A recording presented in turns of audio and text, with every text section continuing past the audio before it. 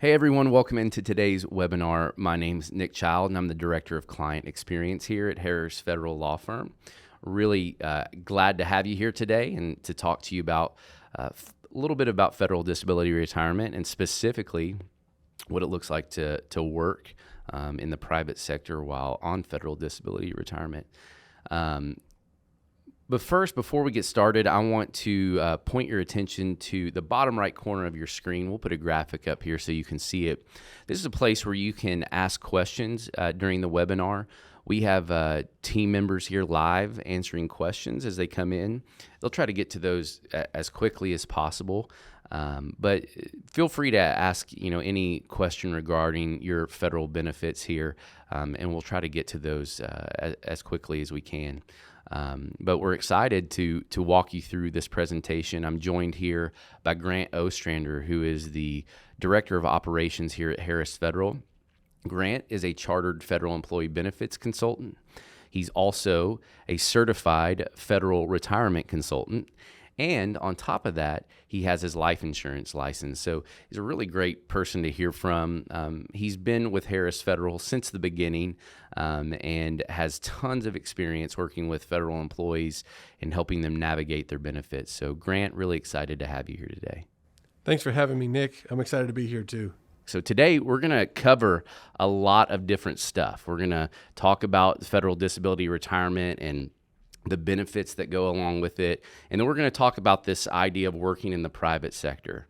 And then also a little bit about what if you can't work. So before we get started on what it looks like to work while on federal disability retirement, let's understand what federal disability retirement is, just so that everybody has a baseline understanding. Because like I said, I don't think a lot of people know about this benefit and all the implications it has for them if they're unable to work.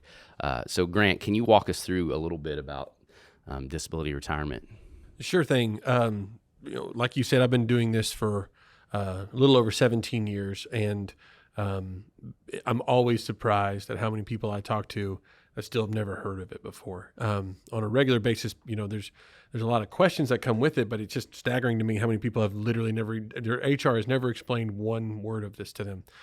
So the basic idea here is that any career employee that's been paying into the FERS retirement system has a benefit built into it that can provide some financial support and basically an early retirement in the case of a medical condition that's going to keep them from continuing in their federal job. And it lasts until they would have reached their full retirement. So it's kind of like a bridge between where they are now in their career and their full retirement age. Yeah, so the full retirement age being 62, right, Grant? That's right. 62 is the full age for FERS employees. Yeah, so what we're talking about is somebody that can't work right now because of a disability or illness, injury, and they need a way to get income to get them through that period until they get to regular retirement. Yeah, it's a way to keep a lot of the benefits that you've got from your employment. And keep in mind, you said they can't work. Some of these people are still working. It's just that they can't continue to work in their federal job anymore. So like Grant said, this benefit comes from your FERS package. This is a benefit that's built into it. Also, the CSRS, SERS, has this built in too, but anybody that's still under the SERS system would be aged out of this benefit by now. Yeah, effectively, there aren't any people who were hired under the original SERS systems. There may be one or two stragglers out there that left federal service and came back or something, but for the most part, we don't see any more SERS folks. They've all reached their full retirement age anyway. Yeah, and so we leave this on here just to be as accurate as we possibly can as who is covered under this. So we're going to talk about the main highlights of this benefit. There's a lot more detail and a lot more nuance to all of this, but these are the top 4 things that you need to know. And then we're going to walk through each of those real quickly so that we can get to this idea of working in the private sector. So there's a monthly annuity, so that's monthly income that this benefit offers, the ability to work in the private sector and earn income in the private sector, continued credible years of service, which is a really significant benefit, and health and life insurance. the ability to continue those. So let's get into this real quick and talk about how much it pays. Yeah. So federal disability retirement for FERS employees is what we're going to focus on here. During the first year of eligibility, the benefit will pay 60% of that employee's high 3 salary. After that first year, it drops to 40% of that high 3 salary, and that number continues until their 62nd birthday. Okay, so you might be thinking, what's the high 3 average? That's confusing. Not everybody has heard of that, obviously. So your high 3 average is just your highest 36 consecutive months of basic pay. Now, that's something that the OPM calculates for you. It might be your most recent 36 months of pay, but it isn't always, right? And this is also something that you can find on your SF50. Right. And before anybody asks, the number one question I get is, well, what about my mandatory overtime, or what about my leap pay, or what about all these different situations for certain types of employment? The truth is, if you have the type of employment that has mandatory overtime or some kind of pay structure that is automatic, that's going to be counted in your basic pay most of the time. So it is case by case and job by job to a great extent, but basic pay is the way that law is written, but it includes things that are built into an employment for certain types of jobs. Yeah. So you can see it's a unique way to look at it, but it is in fact how the OPM measures that and calculates this disability retirement. So let's look at this graph real quick, and hopefully this will give you a good visual of what that 60 and 40% of the high 3 average looks like. This graph here is going to show you what you stand to gain on this benefit once you're on it. So if you look there in that first bar, we're talking about 100% of your high 3 average. The first year you're on this benefit, like Grant said, you're going to have 60% of that come in a monthly annuity. And then every year after, so there you see year 2, year 3 plus, until you reach the age of 62, you're going to receive 40% of that high 3 average. So like Grant mentioned before, this is only going to last you until you're 62. And at that time, it'll convert over to a regular retirement. This is what you would have gotten if you had been working there the whole time until 62, right? So this is intended to get you through that period of time until you can get on regular retirement. So you also have the ability to maintain your health and life insurance. And I think this is a pretty significant benefit that a lot of people are worried about. Don't you, Grant? Yeah, I think it's a massive part of the retirement structure is to be able to keep some of these benefits into retirement and not be fully dependent upon Medicaid or some sort of supplementary plan. So the federal group health insurance plans, it's called FEHB is the health insurance, and FEGLI, FEGLI, for the life insurance plans, are part of this retirement package. So if you elect to continue your benefits, you can carry those on into your full retirement age and really all the way through the rest of your life if you choose. I think another part of this benefit that's really helpful is when people are looking at a disability retirement, they're generally suffering some major medical problems and are dealing with some chronic conditions. So healthcare, life insurance, taking care of their family are in the forefront of their mind because they're not in optimal health. If they were, they probably wouldn't be looking for a disability claim. But being able to keep those things and keep some continuity on how they're able to get care and take care of their family can bring a lot of peace of mind. Yeah. And that's what we're really talking about with this benefit is peace of mind. It just, it's never perfect, but it does bring a lot of peace of mind to people. And another significant aspect of this benefit that most people, when we talk to them about this, can't believe that this is a thing, but the credible years of service. So if you are approved for this benefit and you're on this benefit, you are going to continue to receive credible years of service like you had been working for the federal government that whole time. Yeah, it's hard for people to understand exactly what that looks like. But when you think about The idea that the average age for someone to call us is in their 40s or 50s, they might receive in the neighborhood of 15 to 20 years of additional federal service onto their existing record without working another day in their life, so that when they turn 62, they get all the benefits added on as if they had just continued working for the federal government all the way up to their original full retirement age. Yeah, so significant benefit there as they get into that regular retirement. What that calculation is going to look like is really going to add on a lot of income into retirement. So that's something that you really need to be aware of and really think about and consider when you're looking at this. But let's get into why we're really here today is to talk about working in the private sector. So, that credible years of service flows directly into this. We're talking about you being able to go and work in the private sector in a new job, a new career, and still earn income while being on the disability retirement benefit. Extremely unique opportunity here. It is, and it really does come back to that concept we touched on earlier, which is the concept of occupational disability. The benefit is set up not as an income replacement, but as income supplementation. So it's designed to pay you a portion of your salary to supplement income you'd have somewhere else. And that's where the opening is to work in the private sector, that you could get a job and earn money and have this benefit paid to you.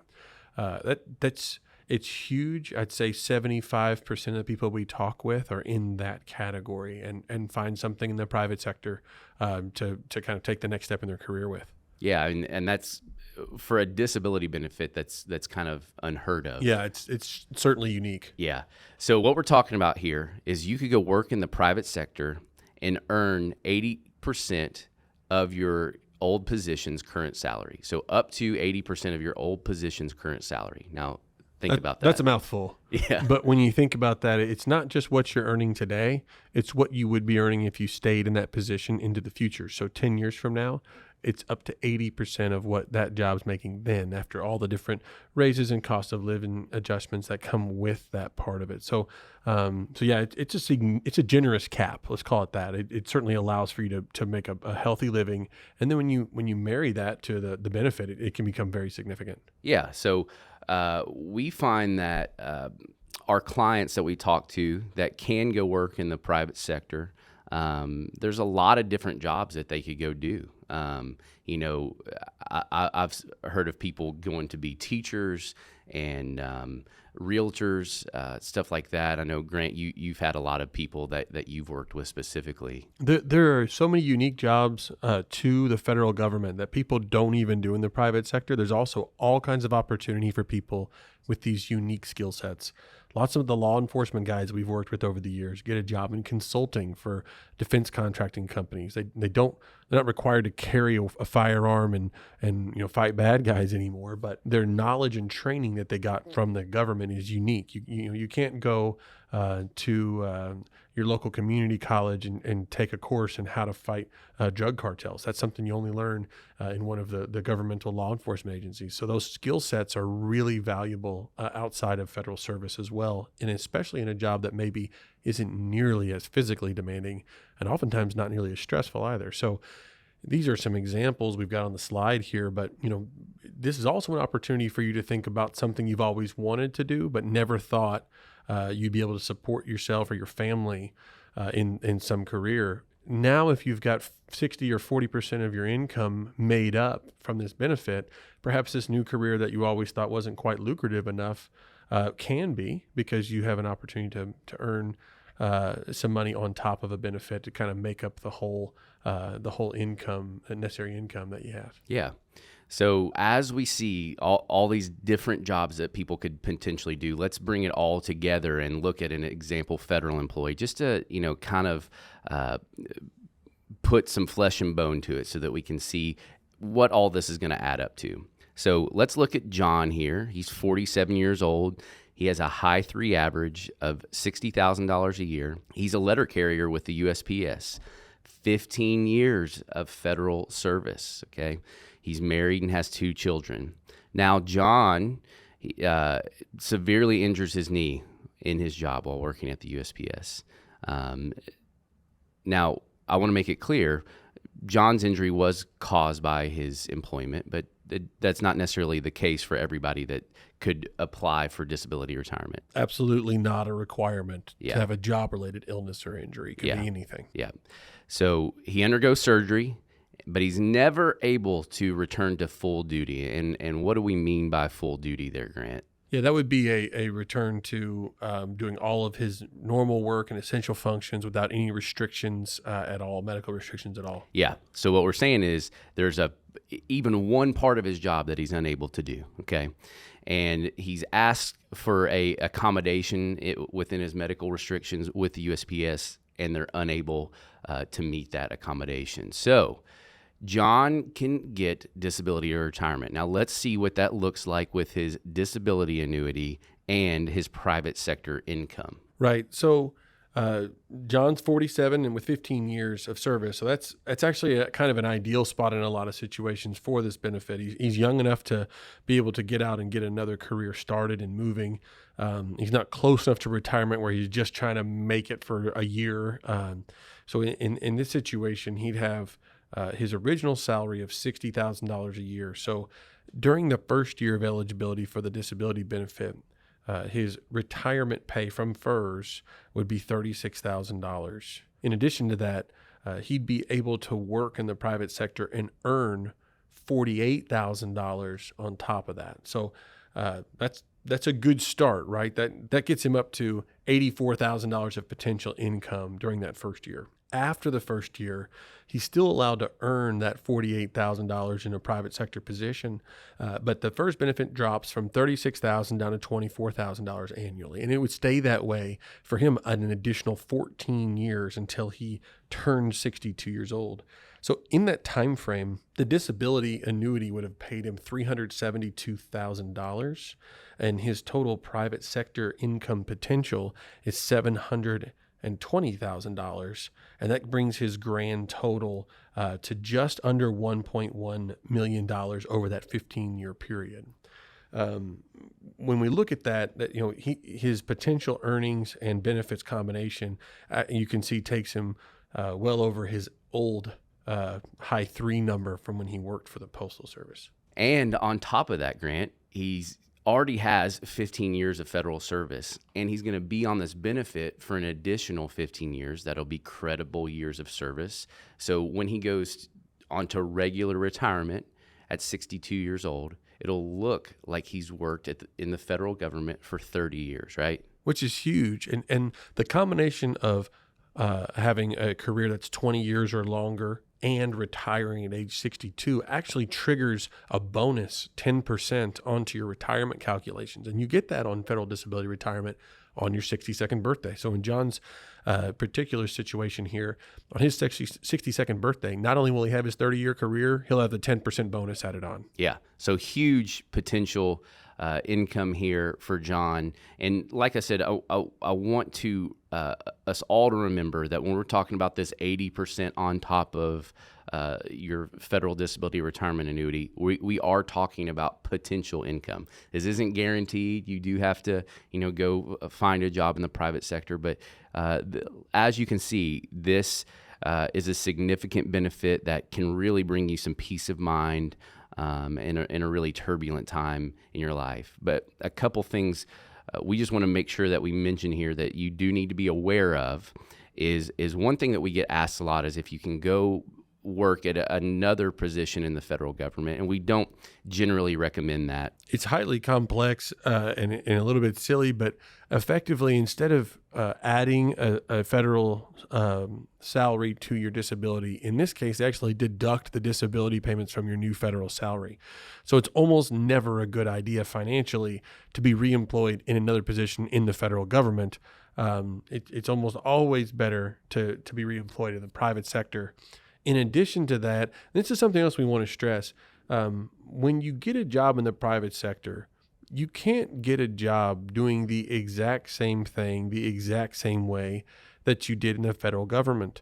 And that's because you've just proven that you can't do that job anymore and that there's some part of that job that you can't complete. Now, this question gets asked in a variety of formats, and people have all kinds of little caveats. But well, in my situation, this, and that's true. Every case is a case by case situation. Every person's situation is a little bit different. But the key to remember is, what part of your job couldn't you complete, or what restrictions did your medical providers give you that make it impossible for you to continue in that federal job? And if those exist and exist on a permanent basis, then obviously you need to find a job in the private sector that is not barred by those same restrictions. And so if you just look for a situation where you're not violating your medical restrictions, that should be okay. Yeah. No, that's really good to think about.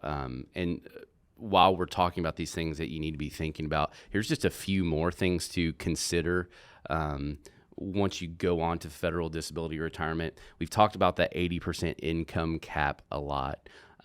So you need to stay under that if you go work in the private sector. If you go over that 80%, you are considered administratively recovered, right? That's right. So what you're saying there is, okay, I can go work in the private sector and find gainful employment, and so you would lose out on your federal disability retirement benefit, and any credible years of service you had received while you were on the benefit would essentially get wiped away, right? That's right. All of the other benefits will cease.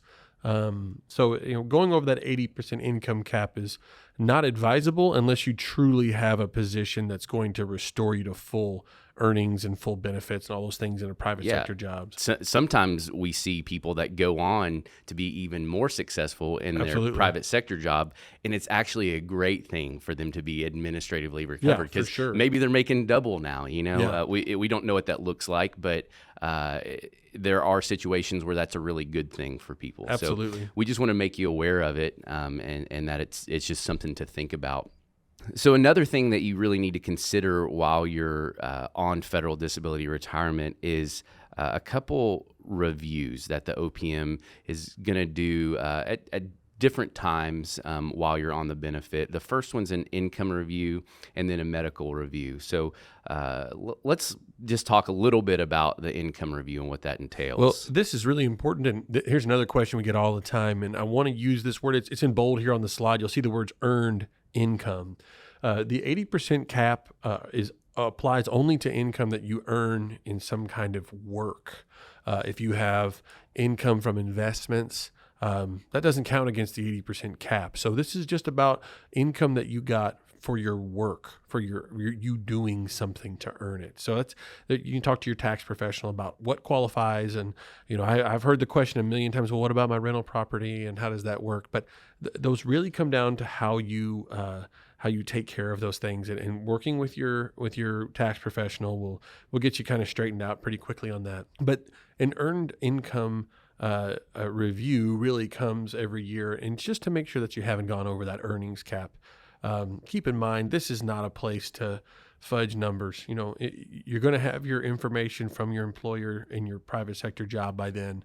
And man, this is not a place to not be really honest about it, because not only can you lose the benefit if you do this wrong, you can end up in jail if you're not careful. So this is just a chance for you to report, kind of like doing your taxes, what your earned income was for the previous year. So you'll get that annually. Yeah. So, and then at other increments throughout the time that you're on federal disability retirement, the OPM can request a medical review, right? So this is similar to the income review, but now they're going to look at those medical restrictions that you've been talking about. Right. And effectively here, you're not proving again. You've already proved that you meet the medical requirements. You're just getting an update from your providers about whether or not you could return to that old federal job, or if the medical condition that you had still exists. Yeah, so we just want you to be aware of these, because they do come up. They're things that you have to do and take care of. but these are very normal. So if you get them or you hear about them, we don't want you to be fearful of those at all. Those are normal things that happen. Very rarely are federal employees removed from federal disability retirement after these types of reviews, Right. especially medical reviews. And they can only do this every couple of years, and they have to stop once you turn age 60. So it's not even guaranteed that it's every 2 years. It's just up to as often as every 2 years can they ask you for that medical review. So all that being said, reviews are very normal and something that you shouldn't be fearful of. So what if you can't work? Let's get to this part, because I'm sure there are some of you that are listening to this and they're like, this sounds great, but I can't work anymore. I have a total disability that leaves me unable to work. So, this is a long-term benefit, and it's extremely unique, right, Grant? Yeah, so the federal disability retirement is considered to be permanent, but it's not, like I said earlier, designed to be an exclusive benefit to make up all of your income needs if you have to use it. But it does work well with other benefits, whether it's a VA disability or a military retired pay, or if you have a permanent and total disability, which extends beyond the occupational disability we discussed earlier, you're likely eligible to go after a Social Security disability claim in addition to this benefit. So yeah, if you were able to receive both of those, SSDI and federal disability retirement at the same time, they are going to offset to a certain extent, but essentially you would be receiving a little bit more income over the amount of time that you're on both of those benefits. Absolutely. And this is important because whenever we're talking about not having the ability to earn any income, then I want people to be able to get every penny that they're entitled to, because that's the exclusive way they're going to get paid.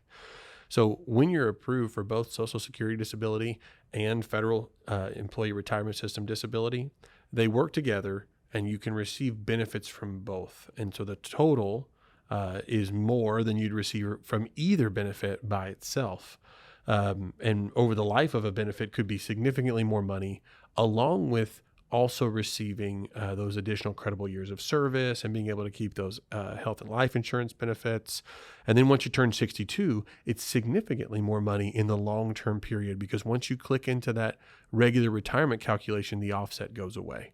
So that's another time that's extremely valuable. So even if you spent 15 years making a little bit more money every month, once you turn 62, it's going to go up significantly, especially again in a time in your life when the ability to accumulate more income is going down. Yeah. So like we said, this is a benefit that's really supposed to be supplemental. It's not perfect, right? Like it's not ever going to be perfect, but it's a significant benefit that federal employees have the opportunity to utilize, that is very, very different from what a private sector employee would be looking at. Yeah, and incredibly beneficial.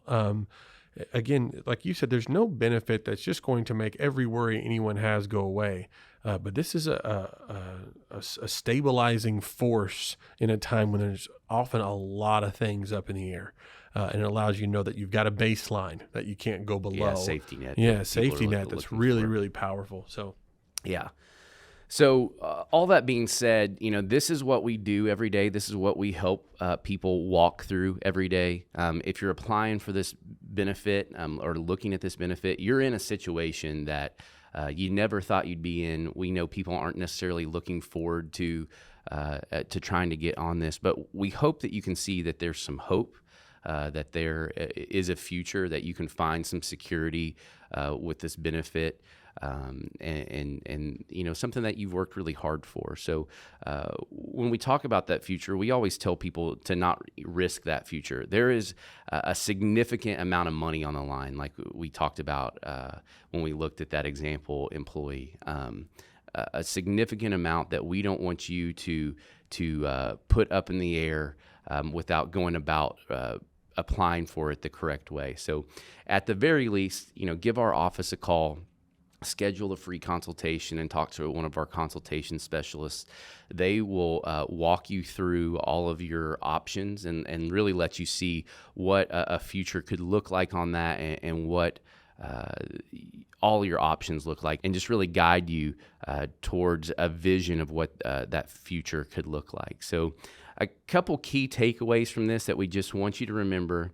This is a benefit that you have in your current FERS package that you can utilize if you're unable to work in your position due to a disability or injury or illness that's keeping you from working.